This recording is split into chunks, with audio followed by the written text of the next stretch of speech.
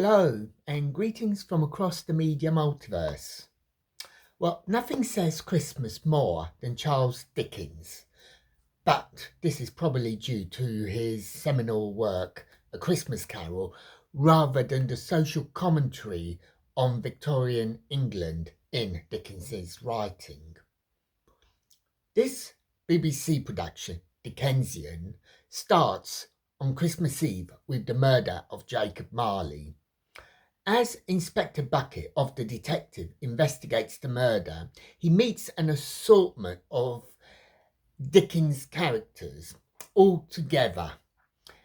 And obviously, being a murder investigation, it is not all solved over the Christmas period, so it does go into the new year as well.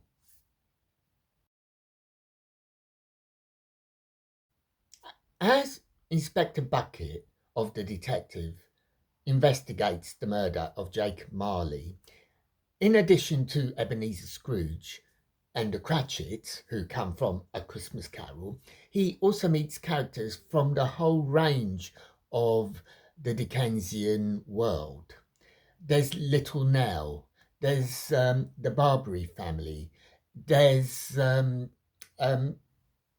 and Mrs. Bumble, there's Fagin and the gang. They're all there, living and breathing alongside each other, and creating a community within the sound of the Three Cripples pub.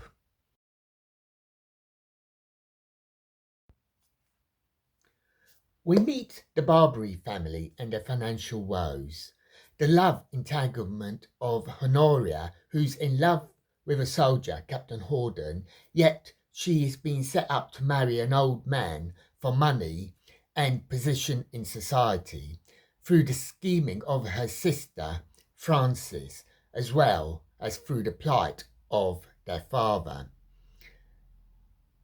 I have to admit, I did find Frances intriguing in that, despite all her scheming, the welfare of her family, of her sister, of her father, is what drives her, is what she wants to do, is protect her family. She wants the Barbary name to be financially secure again. Her actions are seen as despicable, but perhaps they were more reasonable to a Victorian lady, especially one who has seen her father sent to debtor's prison.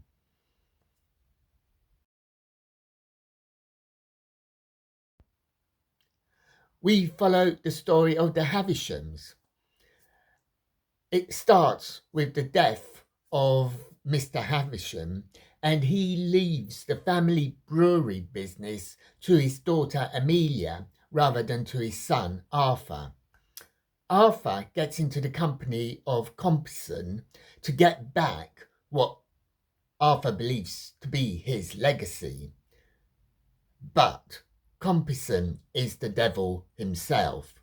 He is charming and schemes of how to betray Amelia, nominally to get Arthur back his fortune, but in reality to up himself in society. And we see Arthur, realising what he's done, descend into despair following his commissioning of Compson.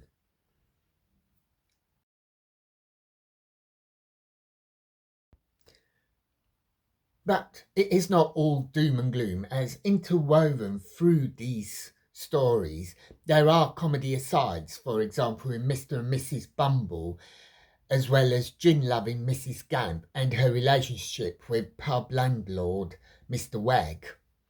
And as the series progresses, it widens its character arcs. For example, the love interest between Bill Sykes and Nancy from Fagin's gang.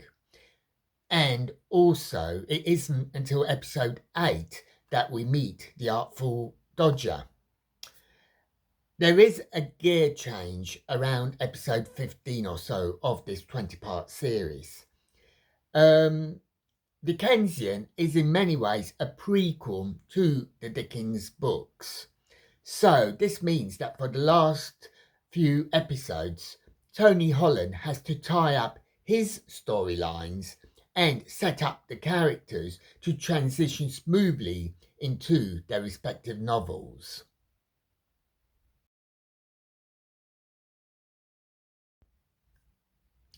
I like this production. I think it's really, really good.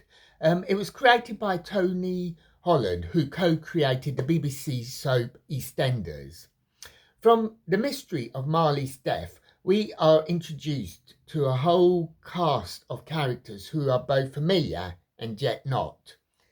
As I've said, this is a prequel to many of Dickens's books and characters. However, this wasn't the view at the time. The BBC never gave the programme a proper slot, a regular slot. There was no streaming in those days, so the show lost its viewers as no one really knew when and where it was going to be on. Or at least that's how I think it is. Nevertheless, in rewatching it recently, it's on the BBC iPlayer if you're interested, I can see how expertly crafted this series was. As someone who worked on a soap such as EastEnders, Tony Holland knows how to allow the characters to breathe and to grow. It is very easy to see Dickensian turn into a soap, a Victorian soap in the 21st century. That would be very cool, I think. There is a grimness about this production, which befits Dickens, but the humorous asides also speak of other Victorian needs. For example, take the Bumbles. Mrs. Bumble pretty much bullies Mr. Bumble into applying for a job to run a workhouse.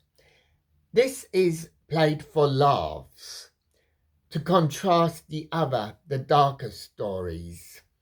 But it touches on the need to improve oneself, how social status is so important. Similarly with Mrs. Gamp, she too is played for laughs in her quest with Mr. Wegg. But there is a tragic story of someone who doesn't want to be alone. Perhaps most controversially, there's Ebenezer Scrooge, the most famous miser of them all. Why is this controversial? Because I actually felt some sympathy for him. He's always Mr. Mean, Mr. Bad, Mr. Bar Humbug, but here he was a real person. He was not played for laughs, for sure, but there is a rationale behind him. Scrooge is a moneylender, and on day one, people will happily take his money and then they don't pay him back. So if Scrooge doesn't collect his money, he will go bankrupt and his staff, Bob Cratchit, will lose his job. So really, everyone has that spectre of the poorhouse or debtor's prison looming over them. Although I suppose you could also ask, have things really changed in 150 years? If you have either read any of Dickens' books or seen any of the numerous television and film adaptations, you can see certain character story arcs, how they were going to flow. Despite that knowledge of knowing their destination, there is a sadness and a realism to these characters. They are real, breathing human beings. And you can't say better than that.